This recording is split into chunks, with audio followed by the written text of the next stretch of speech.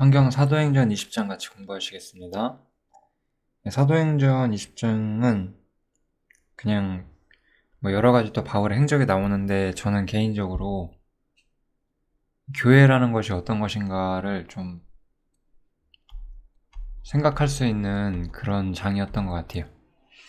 바울의 삶과 어떤 그 당시의 교회 모습들, 그런 것들을 좀 볼 수 있었고 같이 한번 나눠보도록 하겠습니다. 내용은 많지 않을 것 같아요. 앞부분에 보면 이제 에베소에서 떠나서 드로아까지 가는 이야기가 간단히 나오거든요. 여기 보시면 이제 에베소에서 장시간 체류를 했죠. 그 다음에 이제 에베소를 떠나서 여러 가지를 들러서 이제 드로아까지 가게 돼요. 그래서 이 드로아에서 있는 사건을 한번 이야기를 해보겠습니다. 그래서 앞에 있는 대여섯 구절들은 그냥 이렇게 쭈루룩 가는 이야기만 나오고 자세한 이야기가 나오지 않기 때문에 바로 드로아로 가서 좀 볼게요. 이 드로아에서 있었던 일은 좀 굉장히 주목할 만한 이야기들이 좀 나오는데요. 이게 지금까지 바울이 기본적으로 회당에서 먼저 간습적으로 말씀을 전했어요. 그럼 우리가 생각을 해봐야 돼요. 회당에서 언제 전했을까요? 언제? 유대인의 회당에서 언제 그들이 성경을 이야기를 하고 논하고 복음을 전할 수 있었을까? 이게 안식일이죠, 사실은. 근데 이 드로아에서는 새로운 이야기가 나오게 되는데 안식 후 첫날에 모이게 돼요. 우리가 이 날을 주일이라고 부르죠. 일요일이죠. 그래서 안식 후 첫날에 모임을 한다는 이야기가 사실 공식적으로 나오는 첫 번째 구절이라고 보시면 돼요. 이 드로아에서는 안식 후 첫날에 모이고 있어요. 우리가 이제 성경 전체적인 개념에서 그 섭리적인 측면에서 왜 안식일이 아니라 주일이 새로운 하나님의 어떤 영화로우심을 기념하는 날이 되었는가, 이런 것들을 부활이라든지 이런 여러 가지를 이용해서 살펴볼 수는 있는데 그런 거를 떠나서 일종의 관습으로서 이제 안식 후 첫날에 모이기 시작했다는 이야기가 나오죠. 안식 후 첫날에 그리고 왜 모이죠? 떡을 떼려고 모였대요. 성찬을 하기 위해서 모였다는 측면이 나오고 있어요. 이건 우리가 고린도 전서에서도 볼 수 있었던 모임의 기본적인 원칙이 여기 나오고 있어요. 우리는 꼭 주일에 모일 필요는 없죠. 왜냐면은 이 당시에도 주일이 아닌 날에도 항상 모였어요. 안식일에도 모였고 여러 가지 모였는데 여기서 이제 안식 후 첫날에 모였다는 이야기를 좀 하고 있고, 이 모인 이유가 바로 성찬을 하기 위한 것이다 라고 이야기를 하고 있죠. 이 성찬을 한다는 것은 주님을 기념하겠다는 거예요. 주님을 기념하겠다는 그런 이야기를 하고 있는 거죠. 기본적으로 우리 교회가 모일 때 그리스도인들이 모여야 되거든요. 근데 이 모임의 어떤 가장 핵심적인 원칙이 돼야 되는 게 무엇이냐, 가장 기초가 돼야 되는 게 무엇이냐, 그것은 성찬이에요. 성찬은 주님을 기념하는 거예요. 주님께서 우리를 위하여 하신 일을 기억하고 그것을 기념하고, 그러한 행사를 하나님께서, 예수님께서 직접 우리에게 가르쳐 주셨죠. 우리는 주일에 성찬 말고도 많은 일들을 해요.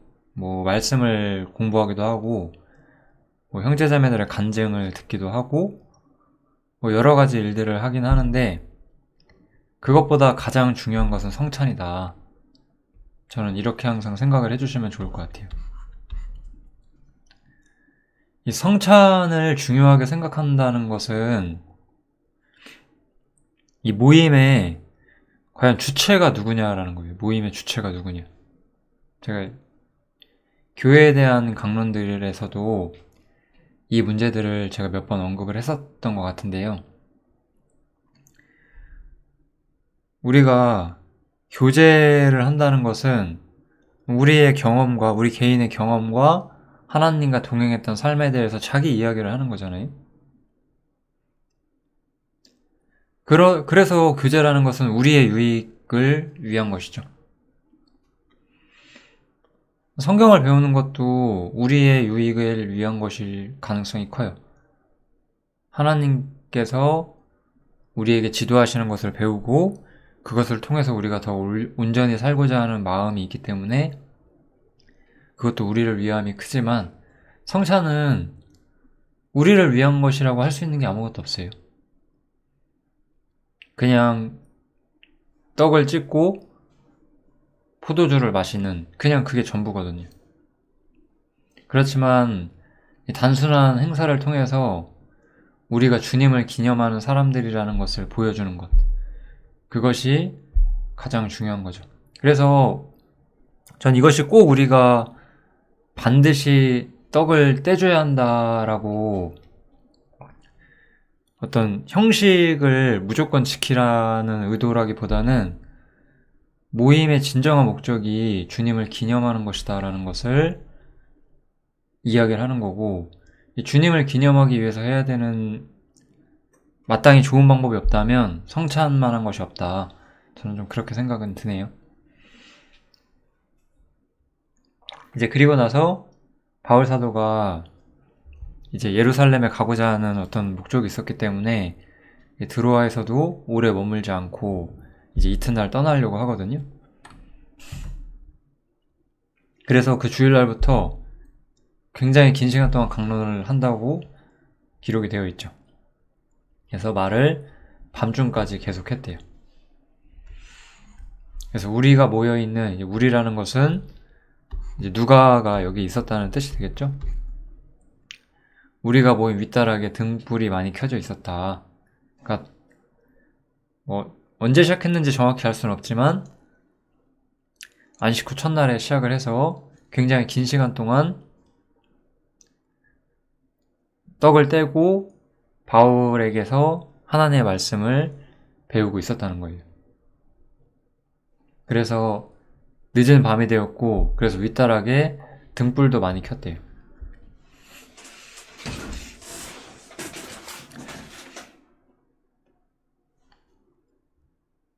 여기 이게 좀 생각을 해보시면요,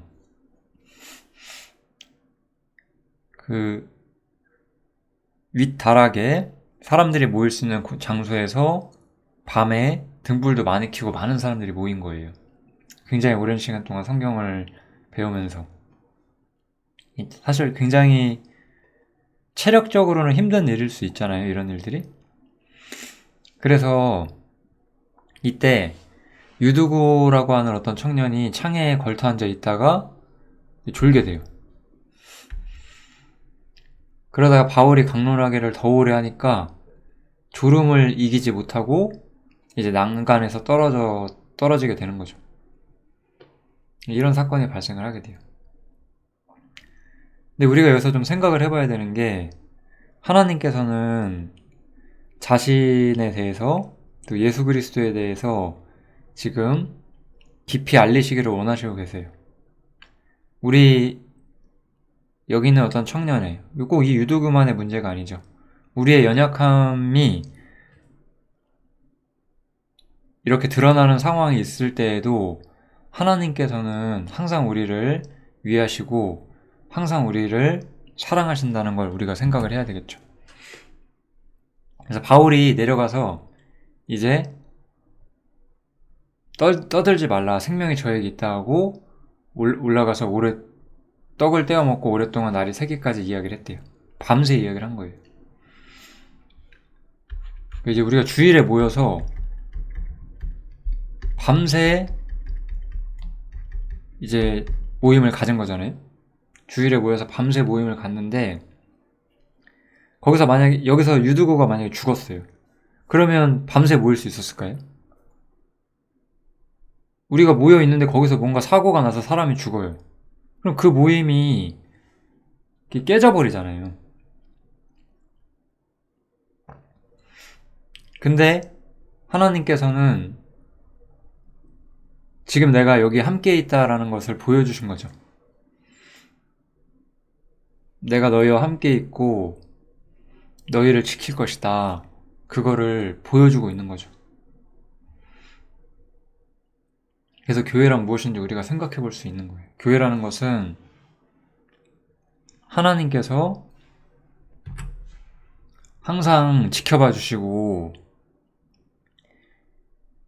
교회가 주님의 이름으로 모일 때 항상 주님께서 함께 하시고, 어떠한 모이기를 힘쓰는 데 있어서 어려움이 있을지라도 우리가 함께 해야 되고, 그것을 주님께서 기뻐하신다는 걸 우리가 충분히 많이 볼 수 있다고 저는 생각을 합니다.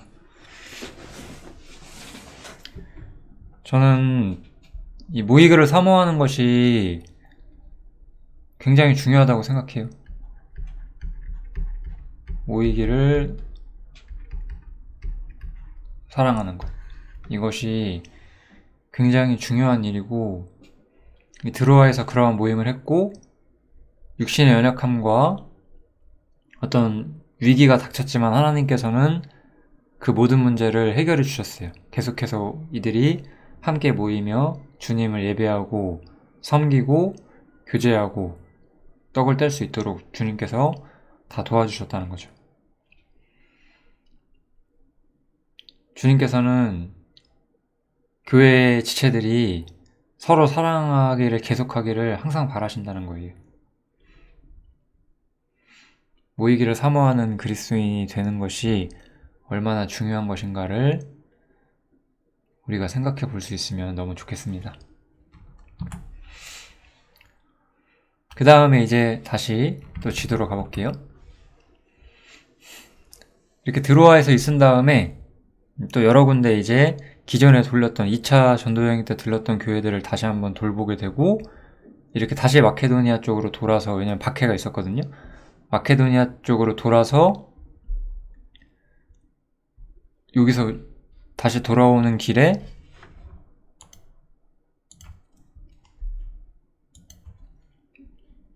여기 이렇게 내려가 보시면 여기 에베소 아래쪽에 있는 밀레도라는 지역으로 가죠. 이 밀레도라는 지역에서 이제 에베소 교회 장로들을 불러요. 그래서 이 에베소 교회 장로들에게 마지막으로 설교를 하죠. 이걸 이제 우리가 바울의 에베소 고별 설교라고 많이 들어보셨을 거예요. 이제 마지막 설교거든요. 에베소 교회에게 전하는 마지막 설교인데, 어떤 이야기를 하는지 한번 볼게요.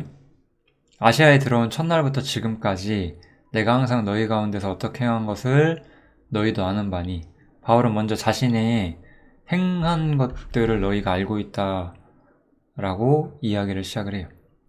즉 무엇이냐, 첫 번째로는 겸손과 눈물이었다라고 이야기를 해요. 즉 여기서 우리 바울의 삶의 어떤 핵심적인 원칙을 볼 수 있는데요. 바울은 어떻게 행했다는 거죠?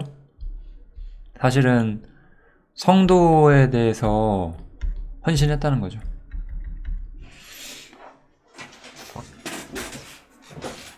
우리는 때로는 착각을 할 때가 있어요. 내가 하나님한테 무언가 헌신을 해야 한다고. 하나님한테 헌신하는 사람들은 실제로는 성도들에게 헌신하는 사람들이에요. 성도들이 뭘 잘해서 헌신하는 건 아닐 수도 있을 거예요. 사실은 훨씬 더 부족한 사람들이기 때문에 진짜 겸손과 눈물과 인내와 기다림으로 형제자매들이 세워져 가는 걸 봐야 되거든요. 이게 그릇이에요. 이런 걸 기다릴 수 있는 사람들이 교회 안에서 그릇들이 되는 거예요. 쓰임받는 그릇들이 되는 거고, 바울은 이 형제자매들을 세우는 일에 있어서 자신의 고뇌와 고통과 헌신에 대해서 겸손과 눈물이라고 이야기를 하죠. 그 다음에 유대인과의 지속적인 갈등이 있었고 거기서도 그것들을 인내하면서 주를 섬겼다. 그리고 유익한 것들은 무엇이든지 꺼림없이 각 집에서나 혹은 공중 앞에서나 말씀을 전했다. 그래서 핵심적으로 무엇을 전했느냐? 하나님께 대한 회개와 우리 주 예수 그리스도에 대한 믿음을 전했다. 이게 이제 기독교의 교리의 핵심이 되는 거죠. 유대인들도 실제로 하나님 앞에서 올바로 살지 않았고 이방인들은 하나님 모르고 살았기 때문에 모든 사람은 회개해야 된다고 이야기를 하는 거죠. 그리고 나서 화목제물이신 예수 그리스도를 믿어야 된다라고 이야기를 하는 거죠. 한마디로 말하면 로마서 1장부터 4장 이야기를 쭉 했었다라고 보시면 될 것 같습니다.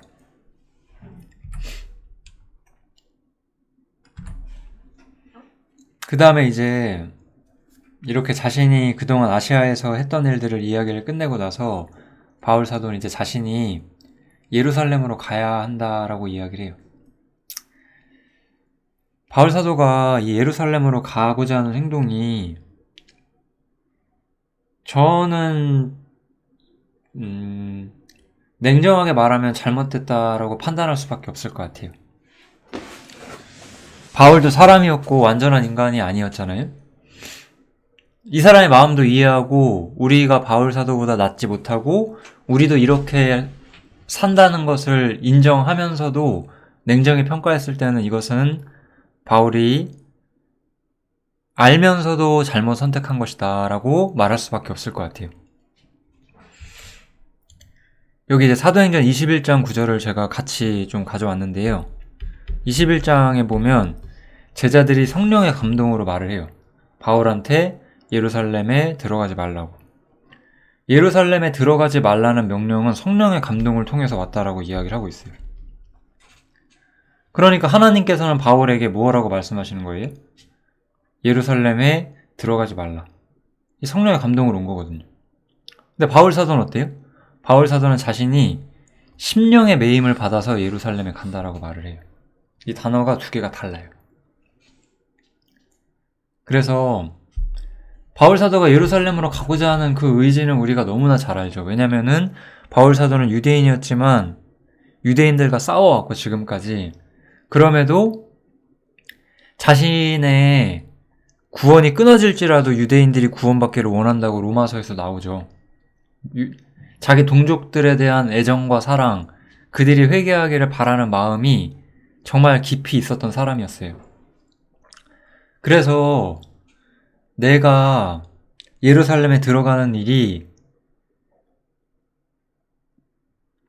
결박과 환난이 내 앞을 막을 것이고 많은 문제들을 가져올 것을 알고 있는데 그럼에도 불구하고 나의 달려갈 길과 주 예수께 받은 사명, 이 하나님의 은혜 복음 증가하는 일을 마치려 하면은 내 생명을 귀한 것으로 여기지 않겠다라고 말을 하죠. 저는 여기서 이 심령의 매임이라는 단어를 그래서 좀 생각을 많이 하게 돼요.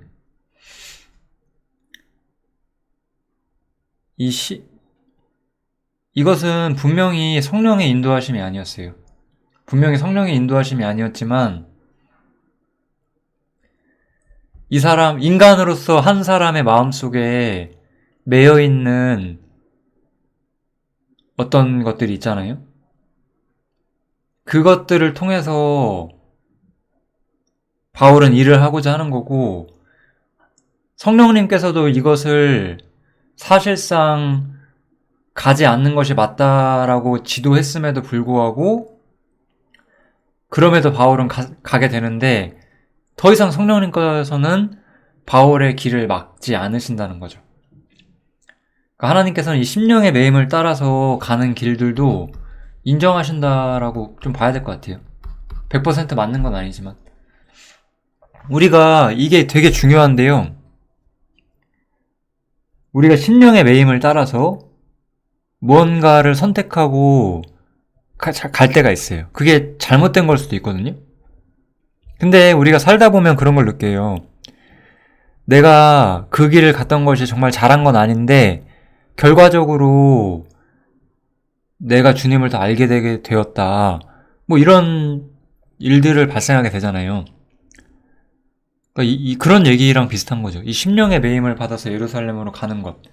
이것은 사실 성령님의 어떤 직접적인 계시가 없었지만 바울은 자신의 마음의 매임과 유대인들을 향한 자신의 육신의 정 때문에 그 길을 갔고 하나님께서는 그것을 인정하셨다라고 봐야 돼요. 더 이상 말리지 않으셨다라고 우리가 봐야 될 것 같아요.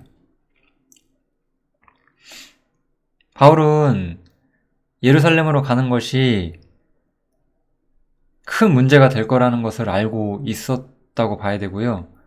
이것이 성령님께서는 이 큰 문제가 되는 일을 일부러 보내시지 않는다는 것도 우리가 봐야 돼요. 성령님께서는 분명히 들어가지 말라고 하셨어요. 근데 바울은 그럼에도 자신의 심령의 매임 때문에 들어가는 거예요.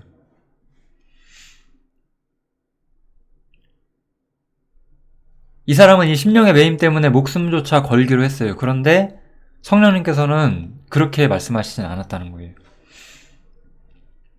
우리는 때로는 이런 구절들만 보면서 목숨 바쳐 복음 전해야 한다라고 말하지만 이거 좀 생각 다시 해보셔야 돼요. 이 구절은 굉장히 좀 우리가 살아가는 방식에 대해서 많은 것들을 가르쳐줘요. 물론 여기서 우리는 또한 위로를 받아야 돼요. 우리 모두도 사실은 언제나 성령의 감동으로 사는 것이 아니라 심령의 매임을 따라서도 많이 살거든요. 그 심령의 매임을 따라 사는 문제에 있어서 성령님께서 직접적인 계시와 인도하심이 없을지라도 결국은 이 일을 통해서 일어날 일들도 하나님께서 전부 다 만들어 가시는 거잖아요. 그건 우리가 또 봐야 되는 거죠. 우리가 성령의 인도하심이 아니라 때로는 심령의 매임을 따라서 일을 할지라도 하나님께서 그런 우리의 부족함조차도 다 아시고 사용하신다는 것도 우리가 믿을 수가 있을 것 같아요. 아마도 저는 하나님께서 바울 사도가 이 심령의 매임을 따라서 예루살렘으로 보내는 것이 개인적으로 바울 개인적으로는 이것은 사실은 성령의 감동보다는 심령의 매임을 우선했기 때문에 분명히 잘못이에요. 그런데 이 사건을 우리가 성경 전체적으로 봤을 때 이거는 굉장히 중요한 또 경륜적인 교훈이 있죠. 왜냐면은 복음이 유대인으로부터 나왔다가 유대인들이 거절해서 이방인에게 전해지게 되고 이 이방인들의 때가 차고 이방인들도 더 이상 주님을 영접하지 않으면 다시 유대인에게 기회가 돌아오는 거잖아요. 이 이야기가 로마서에 나오죠. 저는 이 바울의 행적이 이걸 말해주고 있다고 생각을 해요. 바울이 굳이 유대인들에게 다시 돌아가고자 하는 것, 예루살렘에게 돌아가고자 하는 것이 이러한 성경 전체의 복음의 역사를 좀 완성시키는 그림이 되어주기 때문에 하나님께서 바울이 어쨌든 자신의 심령의 매임을 따라 예루살렘으로 들어가는 것을 막지 않으셨다. 그렇게 보시면 돼요. 하나님께서 정말로 막고자 하셨으면은 바울이 2차 전도 여행 때 아시아로 가려고 할 때 그것을 막고 마케도니아로 보내셨잖아요. 그렇게 하실 수도 있었을 거예요. 그런데 여기서는 성령의 감동하심으로 계시는 주심에도 불구하고 바울이 심령의 매임을 따르는 것을 막진 않으셨어요. 어쨌든 이래서 바울 사도는 예루살렘에 가고자 하게 됐고 여기서부터가 이제 이 고별 설교의 후반부 이야기가 시작이 돼요.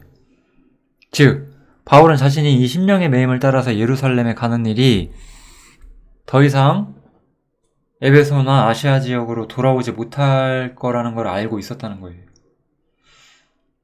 그러니까 고별 설교를 하는 거죠. 내가 더 이상 너희에게 육신으로서 너희 얼굴을 마주할 수 없게 될 걸 알기 때문에 내가 이제 마지막으로 너희에게 정말로 해줘야 될 이야기를 남기고 싶다. 그러므로 내가 너희를 불렀다. 이렇게 이야기를 하는 거잖아요. 정말 아름답죠? 이런 장면들을 보면은.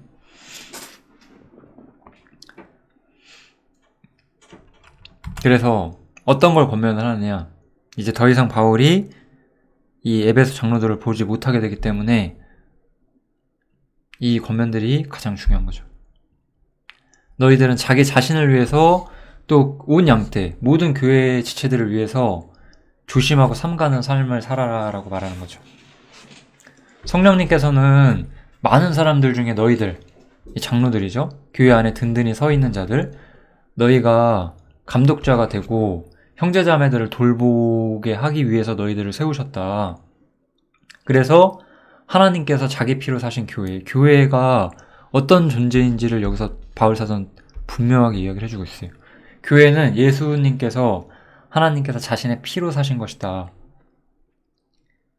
너희는 그 귀중한 것, 예수 그리스도의 피로 산 귀중한 교회를 잠시간 돌보기에 너희가 부름을 받았다라고 이야기를 하는 거예요. 형제님들, 우리 형제자매가 뭔가요? 형제자매는 나를 위해서 피를 흘려주신 예수님께서 나뿐만 아니라 그들을 위해서 또한 피를 흘리셨다는 거예요. 내가 주님을 사랑한다면은 주님이 자신의 모든 걸 팔아 사신 교회를 절대적으로 사랑해야 돼요. 교회는 내 사랑의 유일한 대상이에요. 왜냐? 하나님께서 자기 피로 교회를 사셨기 때문에 그런 거예요. 바울사도는 이 장로들에게 무슨 얘기를 하고 있냐? 교회를 의탁하고 있어요. 교회가 너무나 중요하기 때문에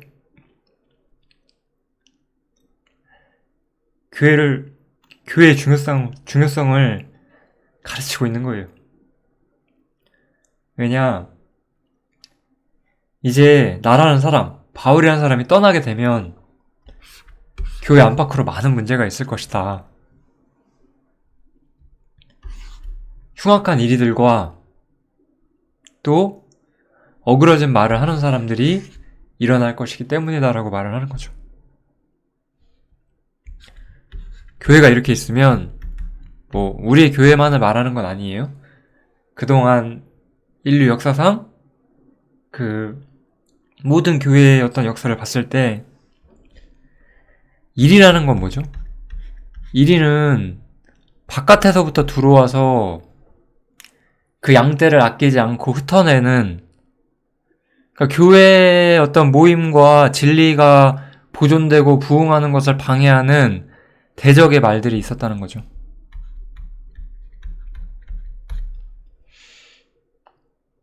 그리고 또한 너희 중에서도, 여기서 너희 중에서라고 말하잖아요.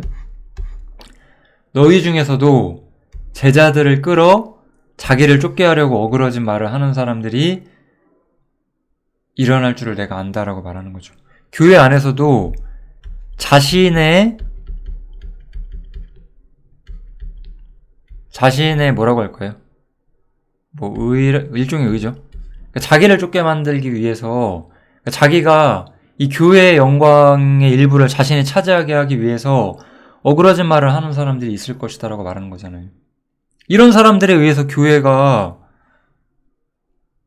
사람을 섬기는 공간이 되고 사람을 높이는 공간이 되고, 목사라고 하는 사람들은 그런 사람들 사이에서 자신이 높여지는 걸 즐기고 그러고 살잖아요. 이 어그러진 말 하는 사람도 엄청 많아요. 이 사람들이 가짜라고 말하지 않아요. 지금 바울사도는 이렇게 되지 않도록 너희들을 삼가라고 말하는 거예요.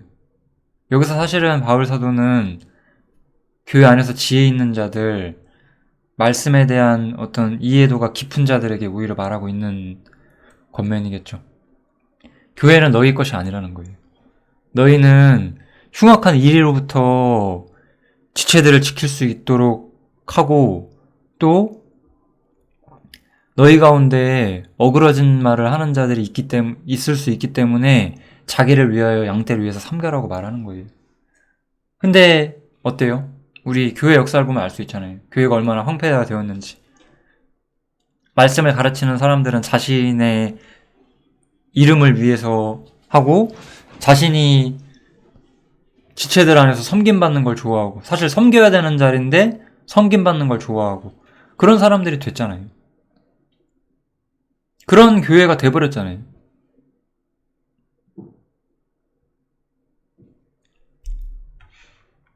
이 장로들이 하는 권면 사실 지켜지지 않았어요. 그러니까 현대 교회가 2000년 교회 역사가 이렇게 황폐화된 게 맞죠.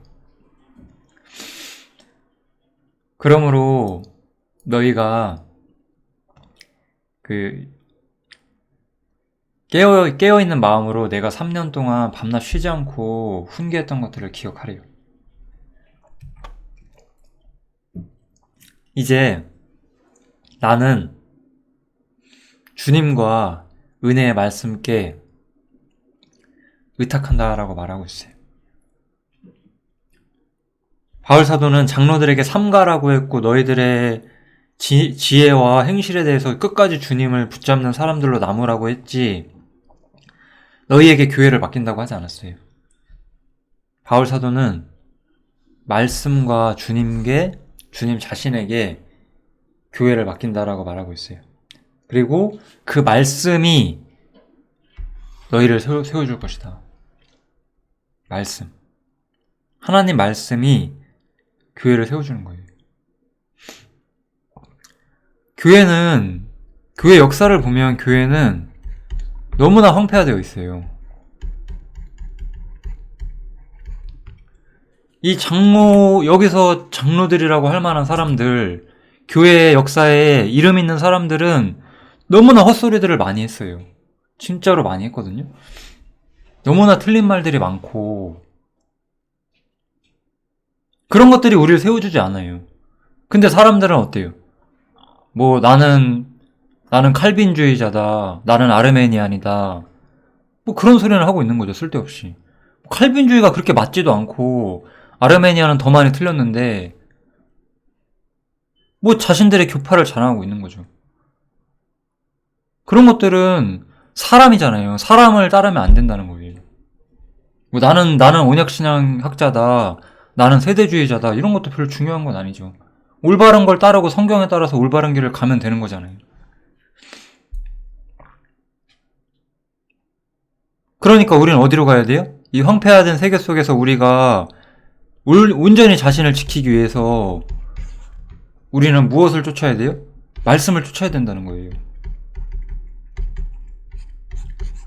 그리고 모르겠어요. 여러분들은 성경을 어떤 식으로 읽으실지 모르겠지만 저 같은 경우는 이 이리들을 막는 일들에 정말로 많은 세월들을 써왔어요. 이 거짓된 생각, 거짓된 사상들이 교회의 어떤 영성을 하락시키는 것을 수없이 많이 봐왔고 얼마나 그 교묘하고 잘못된 생각들이 그리스도인들의 생각을 주님과 멀게 만드는지 봐왔기 때문에 제가 이런 이야기들을 항상 마음에 염두에 두고 있어요. 제가 이렇게 강론한 걸 들어보시면 그냥 이 구절 보시고 이렇게 삽시다 이런 거 아니신 거 아마 아실 거예요. 저는 정교하게 성경을 봐야 하고 우리가 관습적으로 인간의 생각을 쫓아서 잘못된 방식으로 신앙생활 하는 걸 주의해야 돼요. 그렇기 때문에 때로는 교사가 필요하고 그런 측면들도 있는 거예요. 왜냐면 올바로 성경을 배우고 교리적으로도 휘둘리지 않기 위해서 그런 것도 중요한 거죠. 하지만 주님께서는 이 모든 것들을 사람에게 맡기지 않았고 말씀에게 맡겼어요. 그러니까 어떤 황폐화된 시대에도 우리가 말씀을 쫓는다면 우리는 아무쪼록 올바른 진리 안에 도달할 수 있지 않을까 저는 그렇게 믿었고 제가 명목상의 기독교회를 떠난 지 거의 10년이 넘었어요.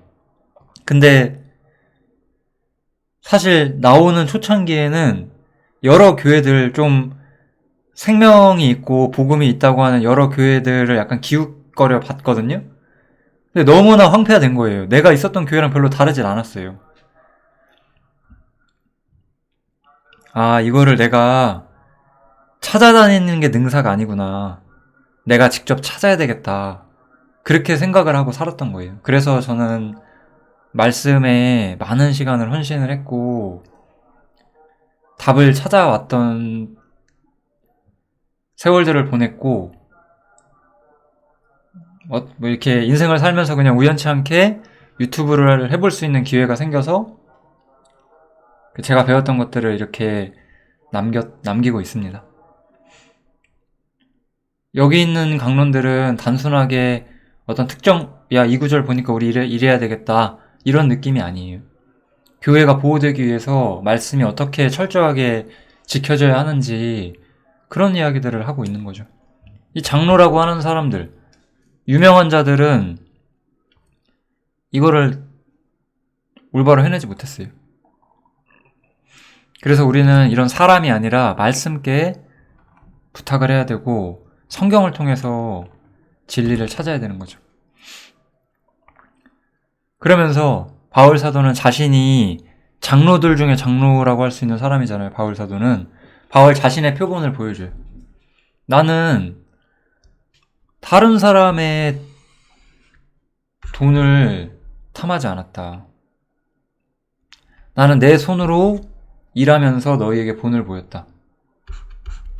그리고 수고하고 약한 사람들을 도왔다. 이게 참된 일꾼의 표본이죠. 여기서 바울 사도는 참된 일꾼의 표본으로서 이 교사와 우리 나머지 전체 그리스도인 형제들을 봤을 때 지금은 이제 목사라고도 할게요. 성직자들도 있겠죠. 여러 가지 측면들을 봤을 때 이걸 보라는 거예요. 이 두 집단 사이에 무엇이 오가느냐를 보라는 거예요. 형제 쪽에서 이쪽으로, 교회 쪽에서 이쪽으로 금전이 나가는 것, 헌금이란 이름으로. 이게 참된 일꾼의 표본이 될 수가 없는 거예요. 그러면 바울 사도는 그렇게 하지 않음으로써 진정한 일꾼의 표본을 보였어요.